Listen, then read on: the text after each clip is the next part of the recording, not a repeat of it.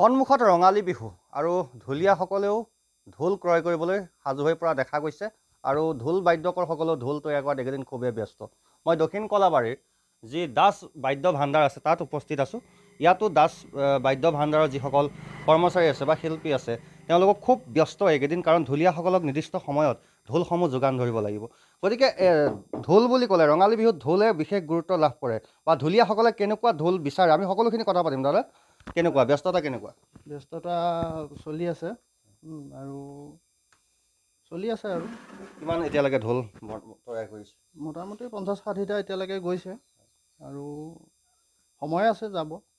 ঢোল বুলি ক'লে দাদা কঁঠাল কাঠৰ যি খোলা তাৰ ঢোল যথেষ্ট ভাল বুলি কয় ঢুলীয়াসকলে। গতিকে আচলতে কিয় ভাল বুলি কয় কঁঠাল খোলাৰ ঢোলা বা অন্যান্য কাঠৰ খোলাসমূহ কি হয়? মানে অন্যান্য কাঠৰ নহয় মানে কি পূৰ্বপুৰুষৰ পৰা এটা মানে চলি অহা এটা কাঠ, কঁঠাল কাঠৰ ডিমা ঢোল ভাল হয় বুলি কয়।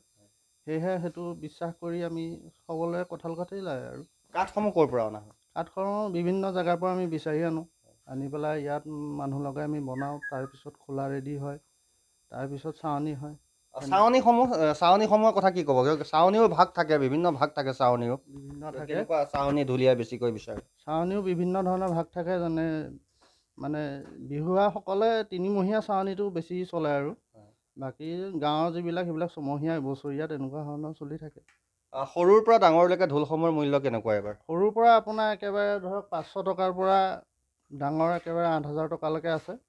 500, 1200, তাৰপিছত আছে 3,800। কঁঠাল কাঠৰ উপৰিও কি কি কাঠ আছে? আৰু কঁঠাল কাঠৰ পৰা আৰু বেলেগ কাঠ নাই, কঁঠাল কাঠেই আছে।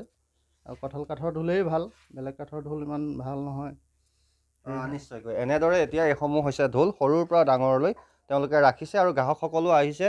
যিহেতু ৰঙালী বিহু বুলি ক'লে ঢোল এটা ক্ৰয় কৰিবলৈ কণমানিৰ পৰা যুৱকসকললৈকে সকলোৱে আশা কৰে ৰঙালী বিহুত ঢোলত চাপ তুলিব, আৰু সেই উদ্দেশ্যে তেওঁলোকে যিসকল বাদ্যকৰ আছে তেওঁলোকেও যিসকল বিহুৱাক তেওঁলোকে এই ঢোলসমূহ দিবলৈ চেষ্টা কৰে। ভাল ঢোল ভাল চাৱনিৰ সৈতে তেওঁলোকে দিবলৈ চেষ্টা কৰে।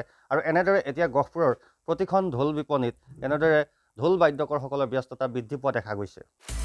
আপুনি বিচৰা বাতৰি পাব কেৱল নিউজ 18 এপত। নিউজ 18 এপ ডাউনলোড কৰিবলৈ স্কেন কৰক এই QR কোড।